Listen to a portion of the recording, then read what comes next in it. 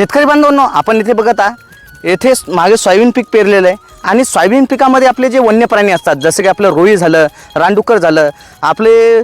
माकड झालं, हे जर येण्याचं प्रमाण वाढत असेल तर आपल्याला काय करायचं आहे, ह्या पट्ट्या भेटतात ज्याच्यात की आपल्याला पिवळ्या कलरचे आणि पांढऱ्या कलरच्या ह्या ज्या पट्ट्या असतात, ह्या रेडियमसारख्या रात्रीच्या टायमाला चमकतात आणि दिवसा आपण बघू शकता हवेने याच्यातून एक विशिष्ट प्रकारचा साऊंड येतो। या पट्ट्यांना आपल्याला काय करायचं आहे, ही बॉटल आहे, इथे बिअरची बॉटल आहे, बिअरच्या बॉटलीला आपण